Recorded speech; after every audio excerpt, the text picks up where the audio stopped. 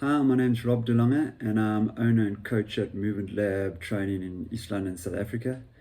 I come from a CrossFit background, having owned a box, and I got my CrossFit level 2 in 2013. I'm now currently a Issa certified personal trainer and I have my PN level 1 nutrition. I'm going to be doing today's final submission video on myself as an athlete. I coach and compete in Brazilian Jiu-Jitsu.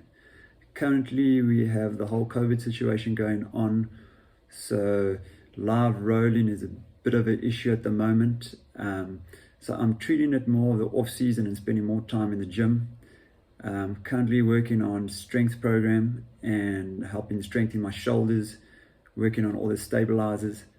Jiu-Jitsu competitions, normally your shoulders, elbows and wrists are the highest injury locations, so that's definitely something we're looking at working on.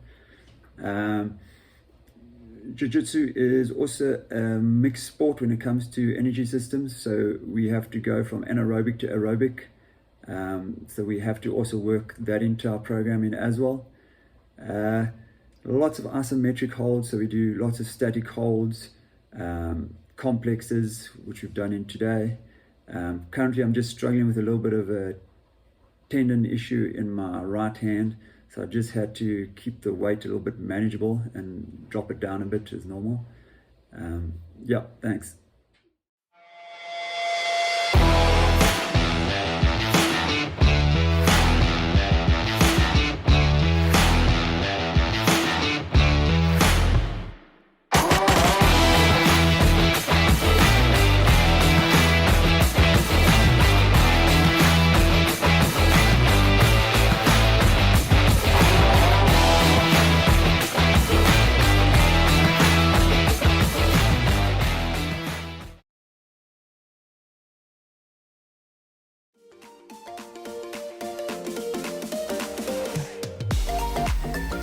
I normally like to start off my workouts on the air bike and do between 10 and 20 cals depending how sluggish my body feels. First half I try and keep the RPMs at around 60, and then the last half I finish off on around 70 RPM.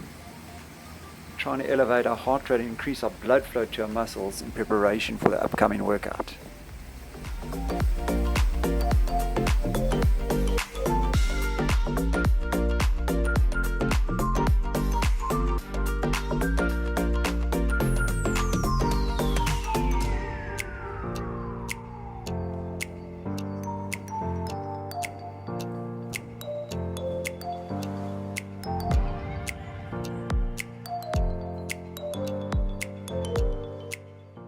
So the Samson stretch, what we're doing is we interlace our fingers and extend our arms up, chest up, and then we do a walking lunge. This will target our hamstrings, quads, glutes and hip flexors, and then with the stretch up, our shoulders and our biceps should be feeling it.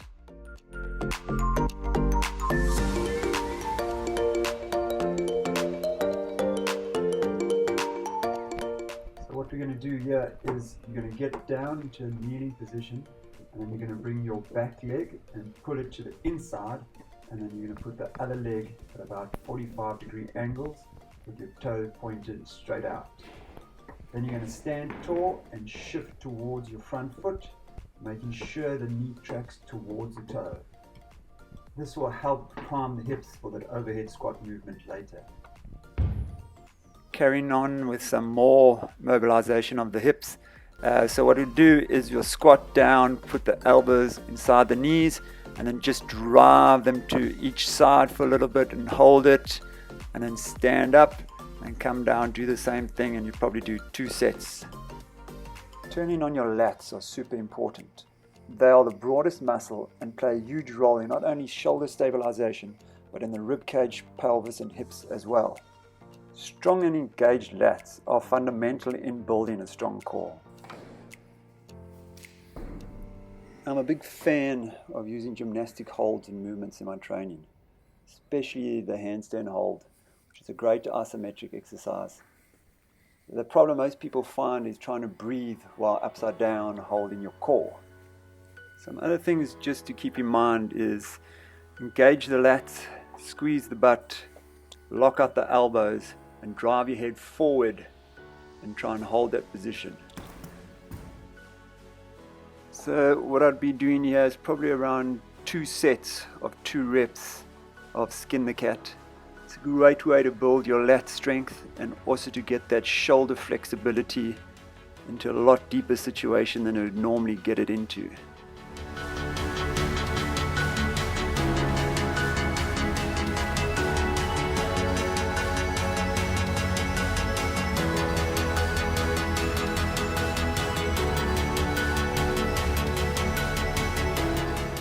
So when strapping your feet into the rower, normally people don't really know what they do, what size they put on. Best way to do is just put the strap over the widest part of your foot. So to start the row, what you want to do is have a big leg drive, then have half a drive, and then go straight into your race pace, and then try and hold that until you need to then kick down a gear. Some other tips is make sure you don't bend your arms before you've finished driving with your legs. Chest up, and then take a long time to do the recovery stroke, and make sure so it's over the legs, pull, over the knees, pull. So you don't want to be having your knees up and then having to move your arms over the bar.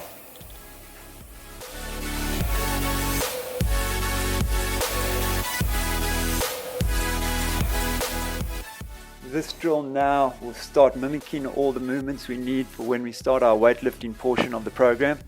So we start in a high hang, the finish, and then we move on to elbows high and wide. Then from a high hang muscle snatch, we do a couple of those, and then once it's from above the head, we drop down into a little quarter squat, stand up, and then again we squat a little deeper. And then the last one, we squat right down to depth, and then we finish off with 3 overhead squats, making sure we've now run through all the movements. Clean and jerk is a compound exercise which is great for building strength and practically uses every muscle in the human body. I like running through all the movements before I add any weight to the bar. So then I'd pretty much get to feel whether my body's all loosened up enough or if I need to stretch something out.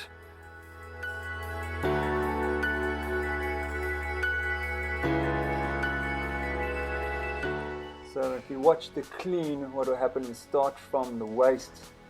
You slide the bar down the legs to just above the knee, quick explosion of the hips, and then we receive it up on the shoulders. And then for the jerk, we go straight in without any pause. The overhead squat is a total body exercise that's not only going to challenge the lower body, but it's also going to target the upper back, shoulders, and the core. I added that pause portion after the last set overhead squat, just so I give my core more time under tension. We start the overhead squat with your arms above your head and with a wide grip, normally the same as your snatch. Then on the descent, we hinge at the hips and make sure you keep the core fully engaged as you go down. And at the bottom, you don't want to disengage, otherwise you're going to lose that bar either behind you or in front of you. The bear complex consists of 5 different barbell exercises performed back to back without putting the bar down.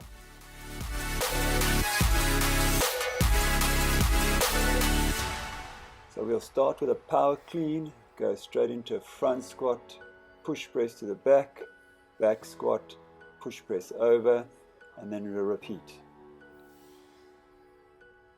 By doing a complex, we'll be looking to optimize another muscle building variable, time under tension.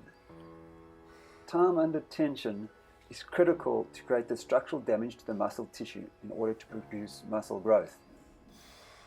Time under tension, especially when it comes to grip strength endurance, is of vital importance for jiu-jitsu athletes. During matches, we spend the majority of our time trying to control our opponents by either controlling their wrists, gi sleeves, or gi lapel. This creates a tremendous amount of lactic acid buildup in the arms by constantly being in an isometric contraction.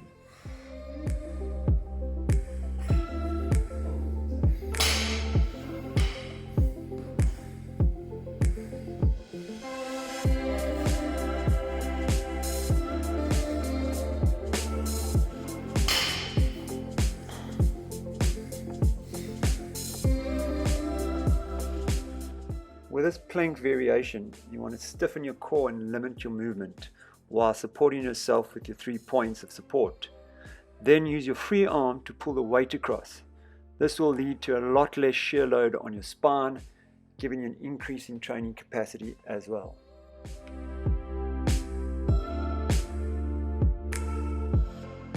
This mimics a side control position in Jiu-Jitsu, where you are trying to pin your opponent while they are trying to escape, and at the same time you're trying to maintain a top position.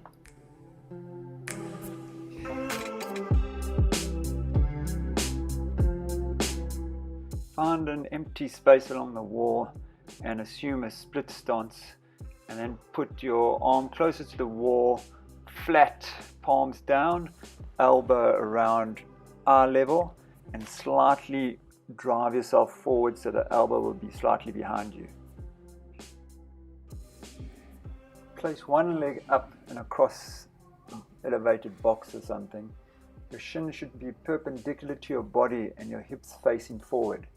Slowly sink down with your chest until you feel a pull in the back of your hip.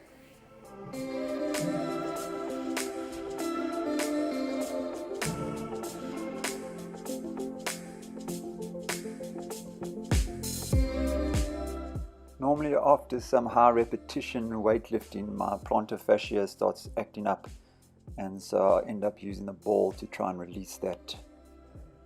If you have any other hot spots that are giving you a little bit of problem, just take the ball and try and loosen up that fascia around the muscles, get it all loose.